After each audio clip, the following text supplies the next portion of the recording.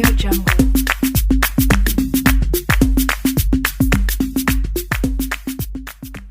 Assalamualaikum warahmatullahi wabarakatuh. Berjumpa lagi bersama saya Ibu Fevri. Baiklah, pada hari ini kita akan membahas tentang tumbuhan sahabatku, di mana di dalam tumbuhan ini kita akan membicarakan tentang perkembangbiakan tumbuhan. Perkembangbiakan tumbuhan itu ada dua. Yang pertama yaitu perkembangbiakan secara generatif, yang kedua yaitu membahas tentang perkembangbiakan secara vegetatif. Tapi untuk video kali ini kita hanya akan membahas tentang perkembangbiakan secara generatif saja. Adakah anak-anak ibu yang tahu apakah itu perkembangbiakan secara generatif?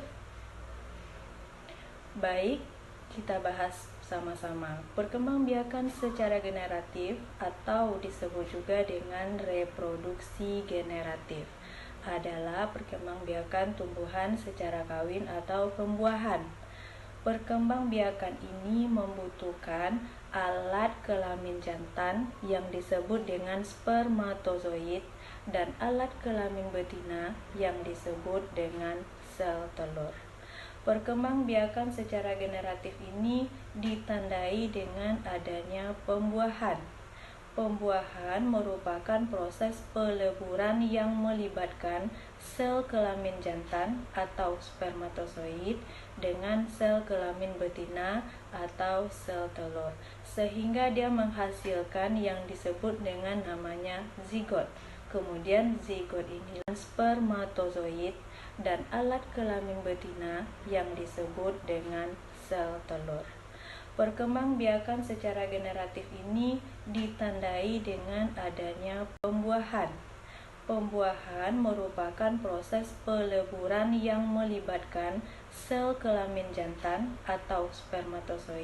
Peleburan yang melibatkan sel kelamin jantan atau spermatozoid dengan sel kelamin betina atau sel telur, sehingga dia menghasilkan yang disebut dengan namanya zigot.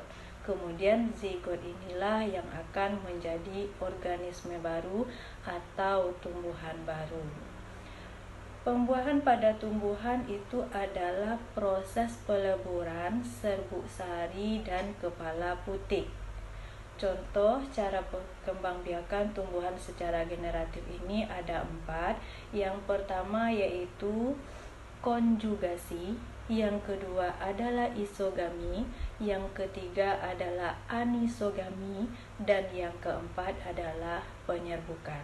Penyerbukan ini terjadi pada tumbuhan yang dibantu oleh serangga maupun angin. Setelah terjadi penyerbukan, pada serbuk sari akan tumbuh bulu serbuk sari, sehingga dia akan menuju ruang bakal biji. Kemudian sel kelamin jantan atau yang disebut dengan spermatozoid tadi masuk ke dalam ruang bakal biji melalui bulu serbuk sari. Di dalam ruang bakal biji inilah terjadi pembuahan, yang mana yaitu peleburan sel kelamin jantan dan sel kelamin betina. Artinya apa? Spermatozoid dengan sel telur tadi akan melebur, kemudian terjadilah nanti bakal biji. Nah, tahukah kamu bagaimana proses perkembangbiakan secara generatif ini? Prosesnya yaitu ada 3 tahapan. Yang pertama, melekatnya atau jatuhnya serbuk sari kepada kepala putih. Tadi penyerbukannya adalah dibantu oleh angin dan serangga. Yang kedua yaitu peleburan sel kelamin jantan dan sel kelamin betina, yaitu peleburan antara spermatozoid dengan sel telur. Yang ketiga adalah menghasilkan bakal buah. Dari mana dia menghasilkan bakal buah? Tadi di dalam ruang bakal biji terjadi pembuahan. Di sanalah akan menghasilkan bakal buah. Nah, di dalam perkembangbiakan secara generatif ini, yaitu peleburan antara spermatozoid dengan sel telur.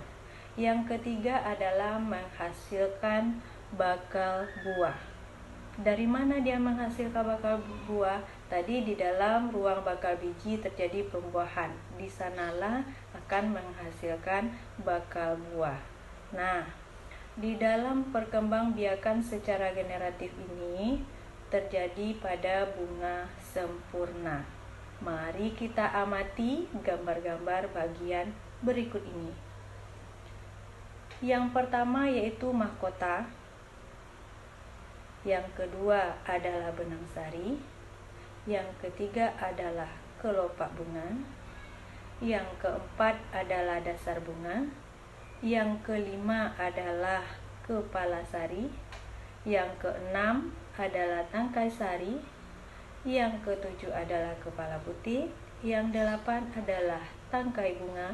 Dan yang kesembilan adalah bakal biji. Itulah bagian-bagian dari bunga lengkap yang akan menghasilkan bakal biji atau bakal buah dengan perkembangbiakan secara generatif. Nah, selanjutnya kita akan bahas tentang manfaat perkembangbiakan tumbuhan secara generatif ini. Ada 3 manfaat secara umum. Yang pertama yaitu dapat melakukan pengembangan varietas baru dengan cara penyilangan. Yang kedua yaitu menghasilkan bibit yang memiliki akar dan batang yang kuat.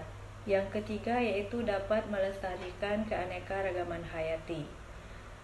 Ini Ibu kasih salah satu contoh tanaman yang berkembang biak secara generatif, yaitu jagung.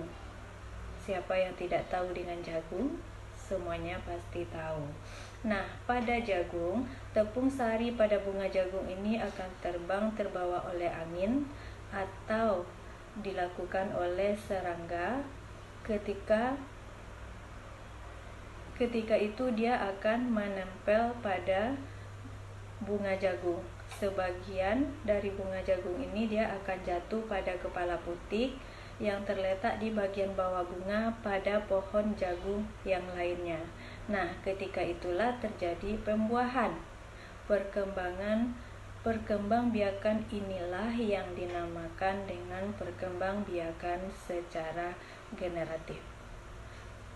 Masih banyak contoh-contoh tanaman yang lain yang bisa melakukan penyerbukan atau melakukan perkembangbiakan secara generatif. Nah, pada jagung, tepung sari pada bunga jagung ini akan terbang terbawa oleh angin atau dilakukan oleh serangga. Ketika itu dia akan menempel pada bunga jagung. Sebagian dari bunga jagung ini dia akan jatuh pada kepala putik yang terletak di bagian bawah bunga pada pohon jagung yang lainnya. Nah, ketika itulah terjadi pembuahan. Perkembangbiakan inilah yang dinamakan dengan perkembangbiakan secara generatif. Masih banyak contoh-contoh tanaman yang lain yang bisa melakukan penyerbukan atau melakukan perkembangbiakan secara generatif. Nah, untuk mengakhiri pembelajaran kita hari ini, marilah kita nyanyikan lagu Menanam Jagung. Demikianlah video ini. Ibu akhiri dengan wassalamualaikum warahmatullahi wabarakatuh. Selamat menyaksikan dan menyanyi bersama. Audio Jungle.